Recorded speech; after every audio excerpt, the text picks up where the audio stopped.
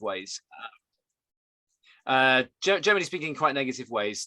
Wasps are not seen as our friends.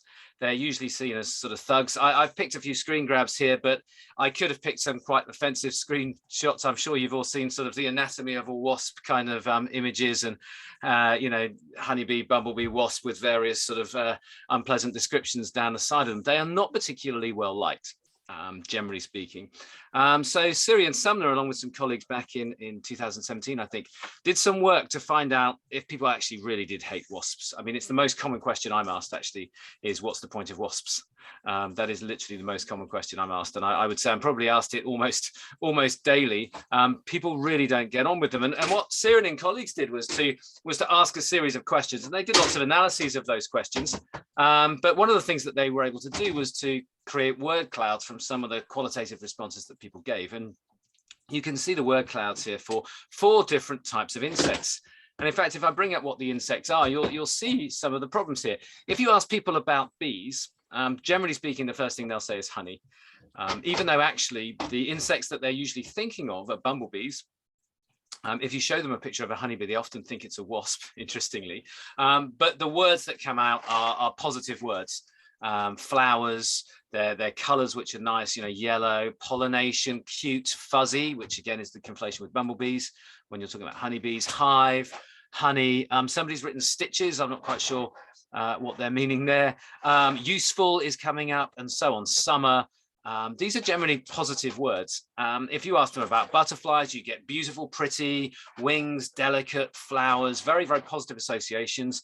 If you ask them about flies, which again is kind of a rather crass term given the diversity of Diptera, but if you sort of ask people what they think of flies, they're generally thinking of house flies and annoying, maggots, dirty, wings, buzz. You have to go through the very, very small words in there to find anything positive at all. And then when you ask them about wasps, it's the same story. The word that comes up most is sting. And then after that, we get annoying, angry, hard, sugar-scented. I'm not sure what that's coming from. Stitches appears again, which is interesting.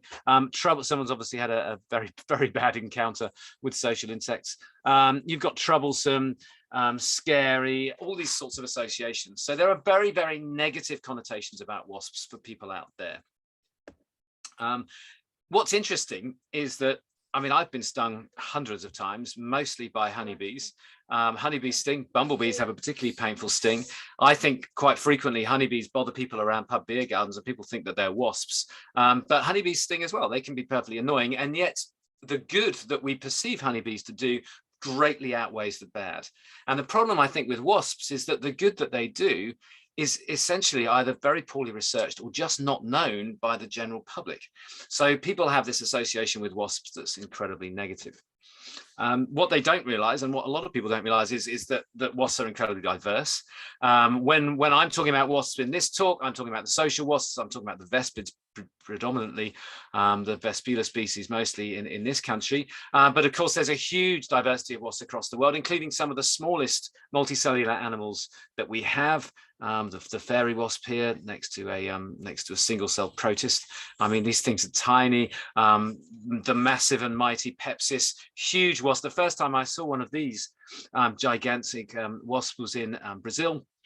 And I noticed that everyone that I was with a small group of about 5 or 6 of us, and we all stumbled, and we were quite sort of taken aback by that. And we came up with the idea that perhaps our brains had thought that wasp was much closer than it was, and that the ground was much closer because they're so massive.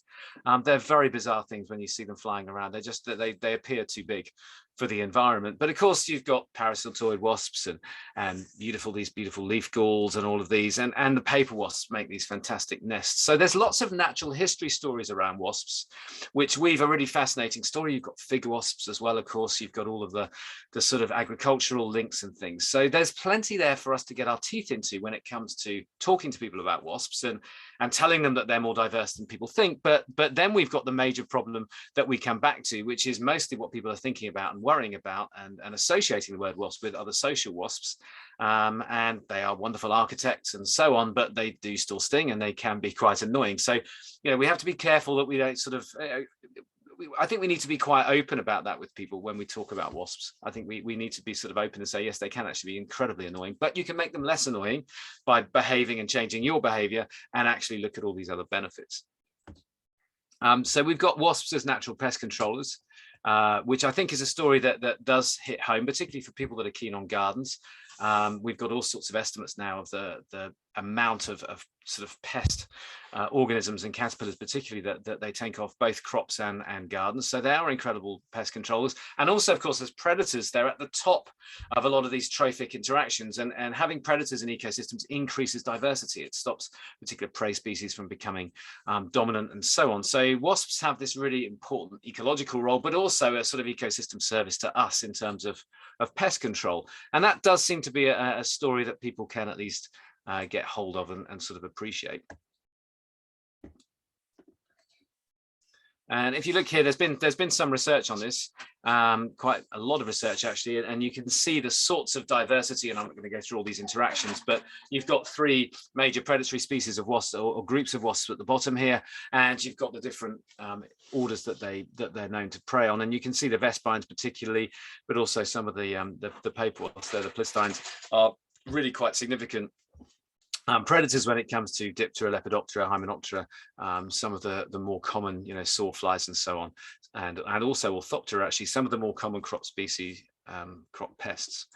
So definite role there for wasps as sort of biocontrol agents. And one of the things that particularly helps with that is that they're generalists. They're not particularly fussy what they take. They're just as happy to take meat off your ham sandwich as they are to take meat off a standing crop. So they're actually able to take quite large quantities of pests in quite significant ways, and they're not too fussy about it. So that's quite good. We also know that wasps are pollinators. This isn't a role that's usually associated with wasps. That's something that honeybees have owned, despite, basically being very well adapted nectar thieves and pollen thieves. In terms of sort of efficiency of pollination, actually the solitary bees are far better, but of course honeybees have strength of numbers. Bumblebees have that sort of advantage as well, and within the Diptera, the hoverflies are almost certainly important or more important pollinators. But we do know that wasps have a role in pollination. We know that they're quite generalist. They're not visiting particular flower types, but they will visit them. And we can think of them as sort of backup pollinators that are complementing the activities of bees and some of the Diptera and so on. Again, actually the pollinating role of wasps is something that we are less knowledgeable about. This is some early work that's been done on here, looking at wasp family and plant family associations, so where we see the potential for pollination. And you can see there's really quite a diverse range of flowers that they will visit. Now, Siri and I have extended that work actually this year. We set up a project where we're getting people to submit to us images of wasps on flowers. And we've got quite a large number of those now. We're working with sort of iNaturalist and some people in the States to start building up a much better idea of these wasp flower associations, both looking at the types of wasps. So we're not just interested in social wasps, actually any wasp on any flower will do for us.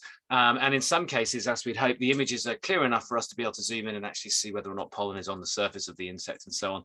It's very much a first stage. We're going to have to assemble all of this, all of these data together, and it's going to sort of inspire and influence further work. But we can already see that some of the flower networks that they're visiting are much more diverse than we thought. So they do have a role in pollination, but it's a role that we're still trying to understand. And then if we ask the public about sort of, the value, if we ask them directly, what do you think is the ecosystem service value of particular animals? And we have to frame it and couch it in a way that obviously people can understand. What we find is that, as we might predict, bees up here, so they're slightly tricky to read graphs here, but the ecosystem sort of rating here actually goes up to 10. That's basically the best you can get, right?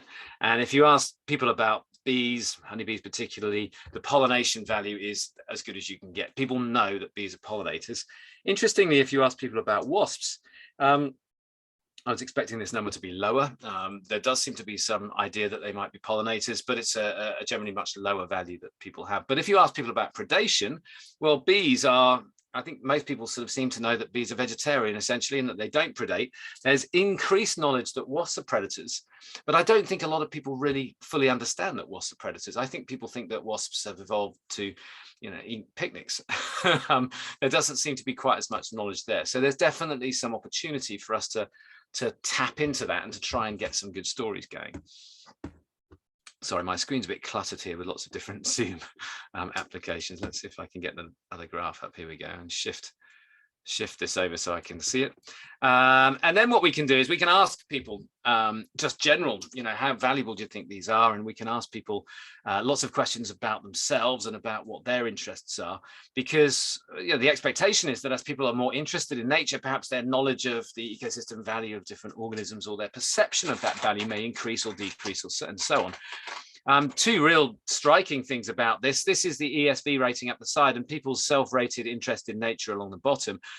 Regardless of your interest in nature, whether you don't care about nature or you are the most committed, nature-loving, naturalist, entomology sort of junkie anywhere, everybody knows bees are important and they perceive them to be important and they will report them to be important. On the other hand, if you sink down to wasps, there is a small uplift at the end for the real sort of nature buffs down the bottom, but in general, most people are the same. It's sort of more or less flatlined and it's considerably lower. So wasps are not perceived as being particularly important. They're certainly perceived as being much less important than honeybees. And interestingly, that level of importance is only slightly influenced by your interest in nature. And that sort of trend is actually to some extent mirrored by the scientific community as well. This is the cumulative number of publications on different organisms. We've got sort of bees, we've got other things, and then we've got wasps. Wasps are not really showing the same uplift that we've seen in particularly other types of pollinators. So these are the number of scientific papers published on wasps. There's just a steady increase as you'd expect, but actually you may expect there to be more than that because we're seeing more and more papers being published. There's an exponential increase in the level of publication, but wasps are just slowly sort of creeping up. If you look at conference talks, so Sirin did a study where she looked at submissions to the International Union for the Study of Social Insects, the IUSSI conferences across time. Bees slowly increasing, wasps pretty much decreasing. So the public aren't particularly interested in wasps and don't particularly have a high regard to their value, and scientists aren't particularly publishing a lot of data and information on wasps, and they're not particularly interested in talking about them at conferences either, which is an interesting phenomenon. So we have a fairly serious problem. We have a lack of public appreciation of wasps' value, and we also have an underlying fairly vigorous dislike of wasps, coupled with the fact that wasps are actually unpopular as a scientific topic with scientists, and therefore the sort of value and ecosystem service value of wasps has been pretty much understudied, particularly in comparison to other organisms. And of course that feeds into it because people are not getting the stories out because the stories don't exist, right? We can't communicate what we don't know. So there's that sort of issue. So how can we solve that? Well, what we need is something that can boost the public image of wasps. We need more public outreach based around wasps. We need to try and develop a positive image of wasps in the media. And I'll talk a little bit about that later. And one way that we can do that is to have direct involvement with the public in wasp research. So very much to the citizen science approach that we've seen successfully run with all kinds of other things. And of course, that feeds into the fact that we may start generating more interest in scientific study of wasps. We can look at more sort of diverse applications for funding and all sorts of other things and different types of experimental approach. So the idea is very simple. We need a solution that comes up with it. And the impact would be, of course, that hopefully we would have better stories to share. We'd have better data and better kind of sense of the ecosystem service value of wasps to be able to tell people about them, which hopefully might lead to more of an appreciation and who knows, maybe also a little bit less public dislike of it and some more study. So that was really the sort of sense that we kind of started to develop the Big Wasp survey. The idea of the Big Wasp survey is to try and enhance the information that we have about wasps, but also to provide a platform for engaging with the media and the public to get more information out there. Right, I've got just to move a few of these bars again. Okay, so that's our sort of summary of what the Big Wasp survey was trying to achieve. And back in 2016, actually, and it launched in 2017, Ciaran and I, so Ciaran's based down at UCL, buddied up with the Royal Entomological Society, who offered to fund some of the early work, and we set out to create the Big Wasp survey. A very simple survey. What we wanted people to do at the end of the summer, so what we did was the bank holiday weekend. So we had the bank holiday weekend. Sorry, I'm just closing something down here. So we had the bank holiday weekend set up as our survey period, picked very deliberately. It's a fairly quiet time of the year news-wise, so there's a good chance to get some stories out. It's a very active time for wasps. It's generally a time when people are outside, so we thought it might be quite good for getting people to take advantage of their garden sites. But also from a biological perspective, our prediction was that we wouldn't catch very many queens at that time of the year of the species that we were interested in. So that was the prediction. And that meant that the animals that we were tanking, because to do the Big Wasp survey, we were asking people to put out beer traps. And the wasps fly in. You can see one on the screen here. The wasps fly in through this sort of funnel made with the top of the bottle. They fly in and then they drown in the beer. So they will die. And the reason why we do that is that is a standard technique for trapping wasps. It's a very controllable technique. It's a very effective technique. But also we wanted to identify these wasps to species. And to do that, you need to look at them under a microscope. So we had to use a fatal trapping technique. And we didn't want to catch too many queens because that would obviously have potential. In reality, actually very little effect, but it has the potential to affect the population in the next season. So that's when we set it, and we set up a website, set up all kinds of bits and pieces in the background.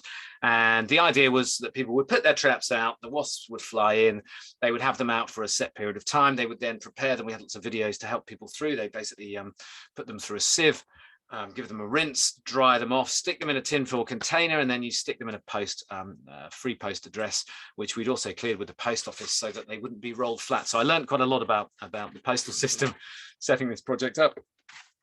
Letters and envelopes are rolled before they go in to make them flat and to pack more in and so on. But you can, through the miracle of technology, you can have sort of certain things put in. So letters that were addressed with our free post address would avoid the roller, which is good. Leo agrees. So that's what we did, and we launched it. We let out a press release. And I was quite excited because within a few hours of the press release going out, it was in the Guardian and the Telegraph and all sorts of other things.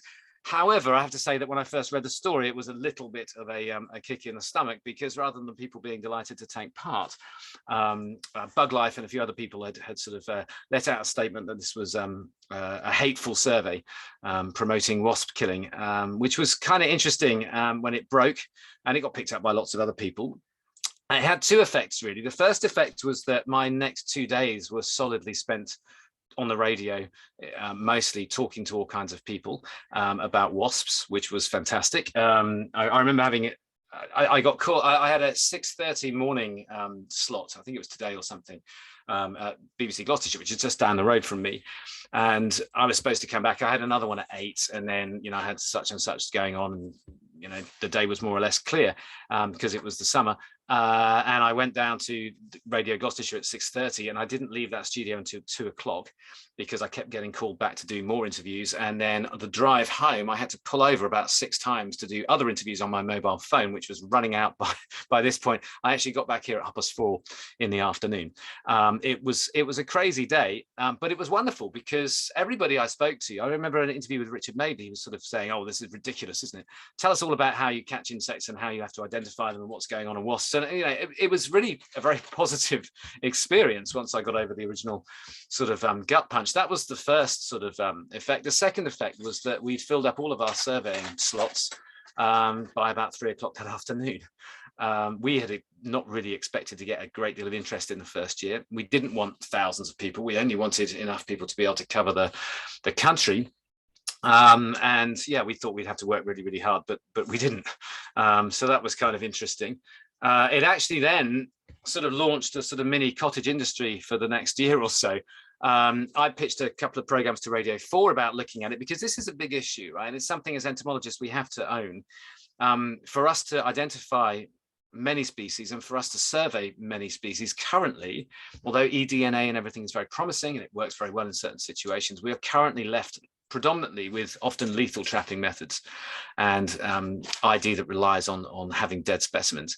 And that's an interesting sort of aspect of entomology, and something that we would like to change, but it's not going to happen overnight. So I kind of pitched a program to Radio 4, which they were kind enough to commission, where we went and looked at the ethics of this. What are the effects of it? How can we go about doing it? What are the alternatives? And that actually led into some really interesting conversations about whether insects can feel pain, which created a huge amount of material. So actually for World Service, I ended up doing a short series looking at some of these things and talking to people throughout really the sort of entomological world about this. And what's really interesting is, of course, all the personal turmoil that we as entomologists all go through over the fact that much of what we have to do involves killing insects.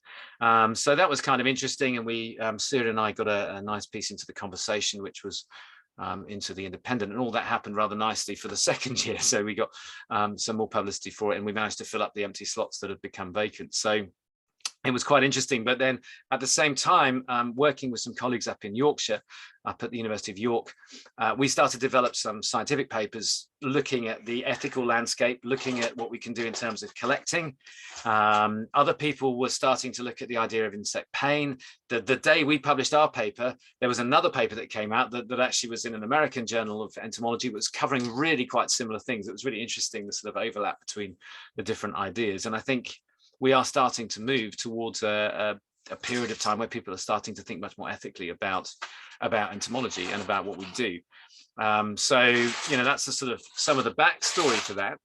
What was really good though was that we ended up with plenty of wasps, and interestingly, although we ended up with thousands of wasps to identify, which was obviously a major problem, we didn't get one queen, not one. So these were all foragers at the end of their life, absolutely zero impact on colonies next year, which was great. I mean, I think subsequently throughout the 5 years we've run, I think we've only had 2 queens that have been caught in amongst the backdrop of them, which is great. But of course, all of this success comes with it problems which need to be fixed. And the biggest problem is to identify all the wasps. So but the short-term problem was to find enough freezer space for them. So there were a lot of logistical headaches we had to fix in all kinds of imaginative ways, but we ended up with lots and lots of specimens which were identified. We ran public workshops where people could come along and get some instruction and using microscopes and identifying insects, which was really, really interesting. And thanks to all of our partners for doing that, which was really nice. We also had lots of students helping out with this, learning as we went. So I had a couple of students who were doing a research project on trying to get to grips with how people with very limited entomological experience actually engage with specimens and learn.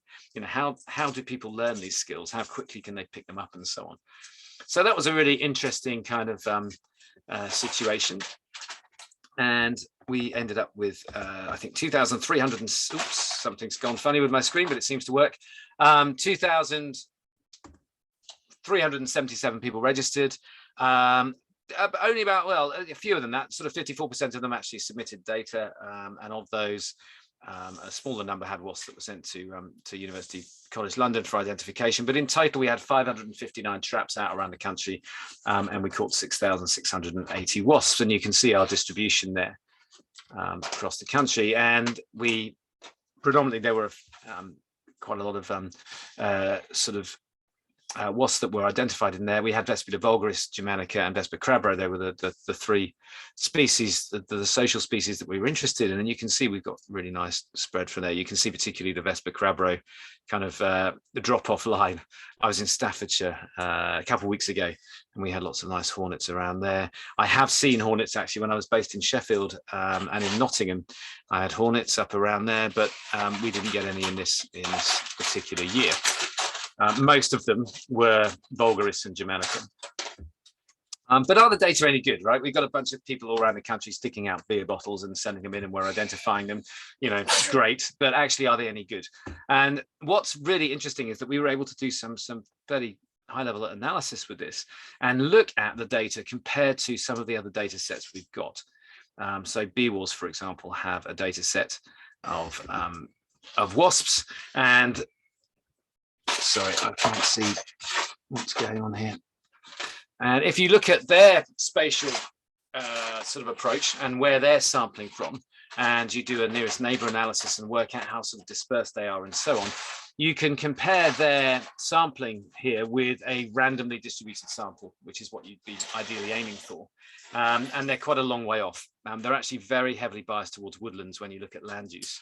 Whereas when you look at the Big Wasp survey, although there is a bias actually in the survey data, we're biased towards urban areas, because you expect that with citizen science, because you're biasing towards where people live, right? And people are sampling in their gardens, so you're biasing to a certain extent towards gardens. But actually the Big Wasp survey is much closer to a random distributed sample than the 40 years of bee wars, which was kind of interesting. So in terms of our sort of spatial bias, which was one of the criticisms I think people had, well, I actually had several people sort of rather angrily actually tell me, well, you're only going to get people from gardens, it's a complete waste of time. That's not true. The data are extremely solid, and what's more, 1 year of sampling of the Big Wasp survey actually gave us, and you can see from these, I'm not going to sort of talk through the maps, they're there for you to look at. You can see that bee wars managed to get sort of coverage and so on here. We got the same level of data from 1 year of citizen science data for, you know, outside with beer bottles, as 40 years of long-term data collected by people that really knew what they were doing and identifying wasps. Very, very time consuming. So this is an effective way of getting data both quickly and getting good data, which I won't say was a surprise to us. We thought it would be a good system, but we didn't think it would be as good as this. It really does turn out to be a very powerful way of gathering in. So citizen science can definitely work. It can work to create high quality data. We can certainly get media interest from it, albeit initially as a consequence of some negative sort of feedback for it. The public don't mind killing insects for science. Actually, we have plenty of people that are up for that. They were wary about it. They wanted to know the reasons behind it, but once they understand it, they're actually okay about it. Our method doesn't have any effect on the population because we don't catch queens, but also we've got a high level of participation. Or more accurately, we got a high enough level of participation. If we'd have required 100,000 people to put out traps, we would probably be struggling. But actually, in order to get the coverage, we didn't need that many people. I've worked with other sort of uncharismatic species. So I did a flying ant survey for a few years back in 2012 was the first year.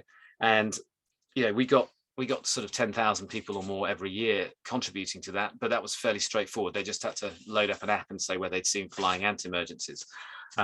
We did a spider survey over several years as well, looking at house spider sort of presence in homes, a very pertinent topic right now. And again, we got sort of tens of thousands of people engaged with that, but it was fairly straightforward. This is quite tricky. We're getting people to do actually quite a lot of stuff. So it was surprising to us that people wanted to take part, and we've seen very limited drop-off in retention.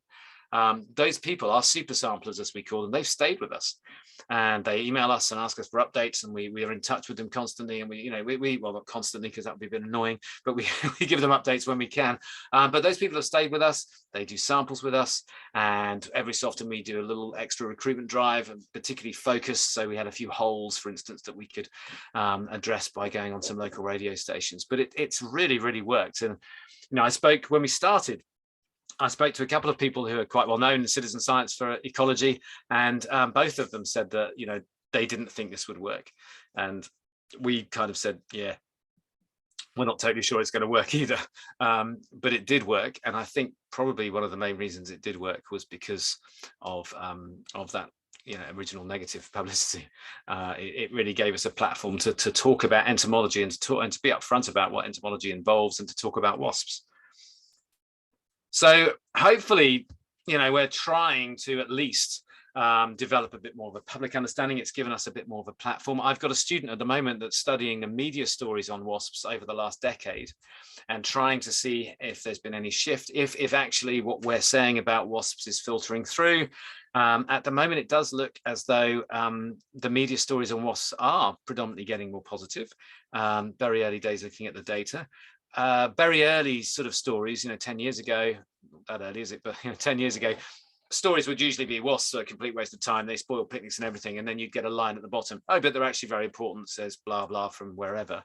There are more stories now that are sort of front and centering the fact that actually we should, reasons why we should love wasps is the headline of one, and so on. So there does seem to be a general shift towards that, but as anyone that spends any time on Twitter will appreciate, there's an awful lot of negative media and press stories about invertebrates particularly. I mean, this time of year is crazy, isn't it? First of all, crane flies are invading, right? Very fast and loose way of using the word invade. They're crane fly there, and then of course there's the myth, oh, they can bite you, they've got the most amazing venom, but they can't break the skin, which is just a conflation of so many different things. It takes 20 minutes to unpick how on earth people got there, but you'll still see it published. And then we have house spiders coming out, which apparently someone found a spider in Stroud, where was it? I can't remember, somewhere around here, Tetbury it was, and they claimed it was 8 inches across. They had a photograph of it in a yeah, they had a photo of it in an electrical junction box. It was just a regular sized house spider, but this was an 8-inch tropical spider that was invading. All of that silliness. Then of course we get all the silliness around ladybirds invading, coming in, and so on. So we get this end, and then of course there's jellyfish and sharks. Oh no, there's no spider in here, Leo. Well, there might be, but we'll be all right. So yeah, there's all this kind of craziness in the media. So I'm actively looking at sort of kind of quantify some of that craziness and get to the bottom of it. But we had a major problem last year, as indeed did the entire world, in that COVID hit, and it was about the second week of lockdown, I think, that Cyril and I had a phone call, and we had children at home and getting on top of all the rest of the nonsense, and we're like, we can't run the big wasp survey. It's too much. We can't do it. There's no way of us doing it. We don't know if post offices will be open. I could barely focus on doing what I was supposed to be doing, let alone anything else, sorting out free post and all of that. We couldn't have, we didn't know we'd be able to have ID workshops, because at the time, no one could even mix.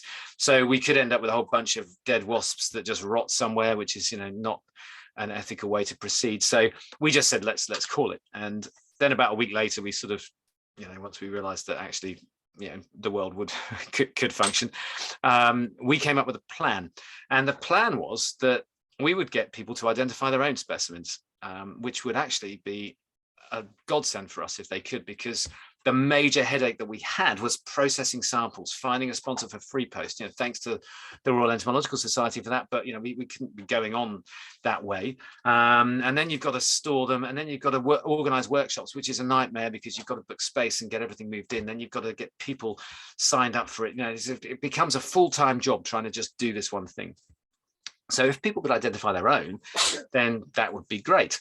They could just run everything themselves, but we had no idea if they would be into it. But they were. We emailed them. It was incredible. We emailed, I think, 1,600 people that were our super samplers sort of set by that point. And it was crazy. The guy that's our webmaster, Chris, it was about 3 hours later, just said, I've had 650 responses. Everyone's up for it. And we're like, no, this the auto replies or deleted accounts. He's like, no. Like, it was just this great untapped sort of, people were desperate to do stuff. And we emailed them saying, look, we want you to put traps out, but then we want you to do all this stuff. We're going to support you through it. We're going to have online videos, but it's going to be a challenge. We weren't sort of backwards in coming forwards about how tough it would be. And they were absolutely up for it. So I had a master's student, Jess Perry. She set about doing just a fantastic set of online resources to talk people through the identification of these wasps from start to finish. All of the features you have to look for, how to do it with a magnifying glass, how to set up optics in ways that allow you to see these things, using binoculars the wrong way around, and all of that stuff, right, if you don't have any specialist kit and so on. And it worked. And bizarrely, not only did it work better than when we went to all the faff of doing all the workshops. This was a better system. 90% of people pretty much said they enjoyed doing it. But when they sent back we got quite a big sample of them to send their samples in to us directly so that we could check them. Because obviously, we didn't, it's not that we didn't trust people, right? You got to validate data for citizen science. When we got them back, 96% of the identifications that were made by people were correct. When we run the workshops and did some validation, it was only 86%. So when people can work on their own at their own pace without some scientist standing over their shoulder in a white coat, right? People are actually better. They're about 10 percentage points better when they're left to their own devices. They gain confidence. That confidence is linked to their ability and skill. So we wrote this up anyway, and it was in Ecological Entomology. Insect Conservation and Diversity, a month or so ago. It was a very successful way of doing it. It increased accuracy. People seemed to enjoy it. We got higher sort of participant enjoyment from it than running the workshops, and it released us from having to do it. So this online form of identification is really potentially very, very useful. However, I mean, there's some caveats with this. One of the caveats being that we already had people that were really engaged with the process. They've been sampling wasps for us for 5 years. I don't know if you could go in sort of straight without that history and get such a good feedback. But the other thing is, of course, the Vespine wasps are relatively straightforward. We had a limited number of species, right? We knew what species we, it's basically Vulgaris germanica, Vespa crabro. They're the most, predominantly what we're getting. And they're relatively, in inverted commas, simple to distinguish. You have to look at them and you have to know what you're looking at, and it takes a little while to get your sort of groove on for it, but once you do, they're relatively straightforward. And we actually tested people with some images before and some images after, and we could see that they had improved and all of that, but really the level of accuracy they were achieving from doing it themselves without us, I think there's a white coat effect. I think people were just sort of, I mean, they may have been intimidated in some way. They were unable to just spend their own time. There's something about just being able to do it in your own time without that pressure. I think that really, really sort of gels with something like identification, where, some people find it easy, some people find it hard. It takes a while to manipulate. Some people are incredible at manipulating things with their fingers and forceps and stuff. Some people aren't. They're just allowing people a space to do that, but supporting them with videos and so on just seems to be really effective. But yeah, obviously for things where you have to start dissecting genitals and stuff, probably not going to work. But for other things, it can do. And I think sometimes as entomologists, we can be a little bit snifty about all of this. Quite a lot of things can be accurately identified from photographs. Quite a lot of things can be accurately identified simply by looking at them or looking at certain features. Yes, it can get very, very tricky. And yes, there are some groups that are next to impossible, but they're not all like that. And there's a lot of potential, I think, to bring people on board with this process. If you want to get involved with the Big Wasp survey, we are always on the lookout for recruits. It will run in August bank holiday in 2022.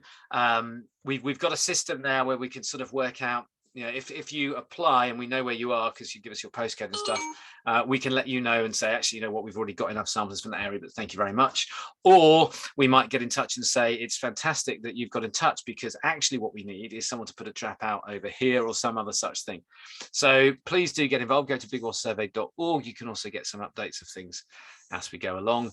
And just a few acknowledgements to people. I mean, first of all, of course, to thank the members of the UK public that have helped us to gather the data, thanking all those people over the last few years that have sorted them out. Big thanks now to the super samplers that we've got who have been sorting them out this year and last year. Thanks to the Natural History Museum as well for hosting some of those things. Big thanks to Stuart Robertson Beewalls for giving us access to their data and for being supportive of the project. Various other people there, I won't go through everyone. And then also that public perception study that was done earlier. That's work that was done through University College London with Syrian. I wasn't involved with that work, but I think it's beholden to thank the 748 people actually that took part in that too, because when you want to survey the public to find out how the public feel about insects, you need to ask some quite detailed questions. And actually, it's not just a case of, do you like wasps, yes or no? If we want to get into that sort of space and work out what people actually think, it's a little bit more involved. And with that in mind, just sort of kicking ahead to some of the future work, I've already mentioned some of the things that we're going to be doing, but one of the things I'm really hoping to do through, Daphne mentioned earlier on about the fact that I chair the RES's outreach committee, and one of the bits of research that we're hoping to do in collaboration with a couple of sort of visitor venues actually, is to find people that don't like insects, right? There's no point in asking people that like insects why they like insects. We need to find the people that absolutely hate insects and sit down with them and spend a bit of time, because what we want to find out is why they don't like insects, what it is about insects they don't like, but also, test run a few stories and a few ideas. can you win someone over to the side of wasps by telling them that they're pest controllers, or actually do people not care? Generally speaking, people don't particularly care about agriculture. They don't particularly care about pest management. I'm trying to get people interested in soils is probably about the next hardest thing, which are incredibly important but much undervalued. So we need to find out what sort of stories and how we can frame those stories to try and get people on board, because currently we don't really actually know. And whether we like it or not, public pressure, political pressure, all of these things, that's what drives stuff forward. So if we want to change the world, we need to understand the world that we're changing, but we also need to understand those pressure points and what people think. So that's where we're heading with it. Thank you very much for listening. I hope it hasn't been too disturbing having a burbling 3-year-old in the background. I will unshare my screen now, if that's all right. He says with confidence that is not. There we go. I will unshare my screen, and if anyone wants to ask any questions, I've got 10 minutes or so. I'm very happy to have a chat. But just bear in mind, I'm sure Daffod will remind you as well that we are recording this session. Brilliant. Thank you very much. Do you, when people set up their wasp trap in the garden, do you get non-wasps in the trap? Yes, we do, which is the bycatch problem. Sometimes it's not much of a problem at all. Sometimes it can be quite an excessive problem, actually. And we've had people, we've shut people down before. They'll sort of right back after an hour or so, and again there's loads of flies piling, and we just go like just tank the trap. Right? We don't need to do that. In general, the bycatch levels are not massively high, but they are high. We've tried to use them where we can, so we've sent all sorts of samples of things. Certainly there were a few beetles, not many, but a few that we caught which were of importance, so we sent those off. It is mostly diptera, and we have done a study where we've looked at bycatch. We're just looking at how to analyze that now, because it's proved to be more tricky than we thought, looking at different types of liquids. So we said to people, for instance, use beer, but you can use lager or ale or cider, or you can use fruit juice if you prefer. So what we try to do is to see whether or not one of those fluids has fewer bycatch than others, which is something we're looking into. So yeah, the bycatch is a problem for a lot of these trapping methods, and it's something we are working on. One of the things that you can do is to get those bycatch to people, so you get some research value out of them. But one of the big problems with that, of course, is that if you speak to someone and go, right, we've gone through a load of wasp traps, and we've got about 1,000 different types of flies that have been caught from different locations, and they're all catalogued, but we don't know what they are.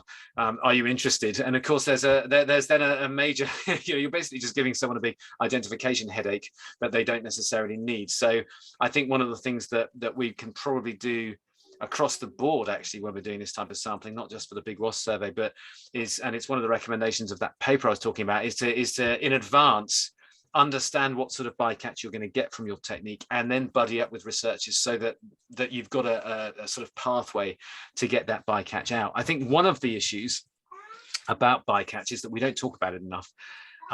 If you look at sort of published results, we went pan trapping for solitary bees, and you'll read all the solitary bees they found and everything, and there's no mention whatsoever of any bycatch. It's as if a white pan trap magically filters out anything that's not the thing you're looking at. I think it is something that as entomologists we probably need to be much more upfront about, and to try and find ways around it. But yeah, I was surprised it wasn't as high as we were fearing, but it does seem to be very localized, and I assume that's just, well, that's the nature of the beast, isn't it? So it certainly seems from your talk that citizen science is actually a lot more important than I personally had considered in the past. Yeah, it's a remarkable approach when you get the data that you need. It'll take me too long to load it up, but that flying ant survey I talked about, we did it for 3 years across the country. You can build up such a rich data set that we were able to build up, whether we had enough data that we could back check every single day of the season with the nearest Met Office. It was a huge, we had to actually employ someone to do the data in the end because we were well out of our depth, but you can come up with weather predictors and really close models that completely predict these things to a surprising degree. And actually, after the paper came out, one of the electricity generating people got in touch and asked if they could talk more about it, because they were interested in whether or not flying anti-emergencies could be used in their giant model of how much people use electricity in some way and stuff. So it is a problem. The biggest problem, I suppose, or the two big problems, is that your participants usually reflect where people live, and that can be a problem. So you look at our flying ant data, for example, you can identify every major conurbation in Britain from the clustering of the points. And then the second big problem is validating the data. Now, with something like flying ants, there's not too many things you can mistake the emergence from. We got lots of people to send us samples in, please collect 5 flying ants and we'll identify them. They were virtually all Lasius niger. I think 98% of them were Lasius in general. But yeah, validating data. When you're asking people to do something a little bit more complex, that data validation is key. But actually, when we've done it, it turns out people are pretty good. They're actually pretty good when you give them a chance. Are there any questions from anyone else? Looks around the screen.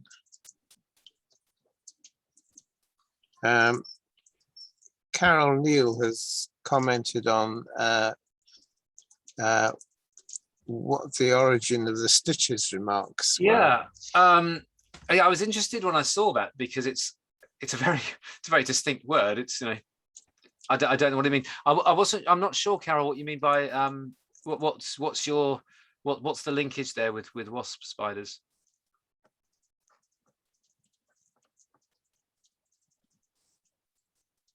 If you can put that on the chat.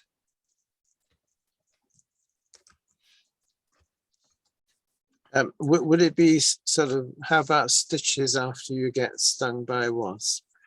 Yeah, I wondered if that was my initial sort of interpretation, but I've been stung by wasps a fairly large number of times, and I don't remember ever looking like I might need stitches. But yeah, I mean, the other thing is I suspect that a lot of people, I wonder how many people have actually been stung by wasps. This was another study that we were looking to try and do at one point, but it sort of got lost a bit. But we don't really, as a medical phenomenon, we don't actually know that much about the prevalence of stings.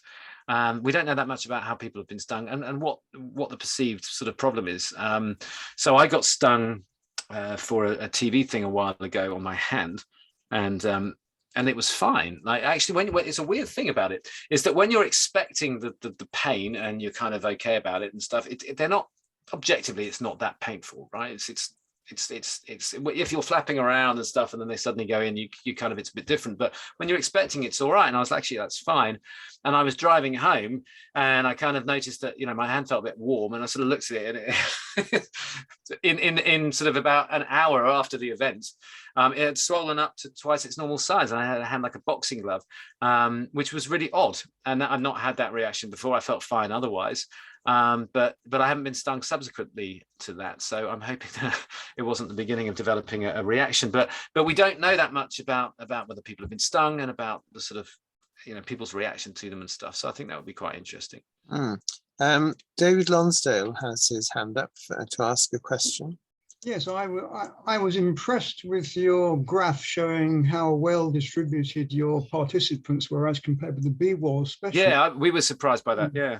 I'm just wondering, though, if quite a large proportion of those are running their beer traps in their own gardens, is there a bias towards wasps that tend to nest in and around houses? Yes, I think, and that is one of the issues of the study. Yeah, I think that suburban bias that we have, sort of weak suburban bias, I think is a potential problem, and one of the things we've done this year, which I didn't sort of mention, but we ran a pilot study where we had several hundred of our people do the same thing in June to see whether or not we were just missing out on. We were expecting a few other species of Vespula to come out, and Dolichovespula, which are completely not, really pretty much not represented at all. And we wondered, are we just too late in the season?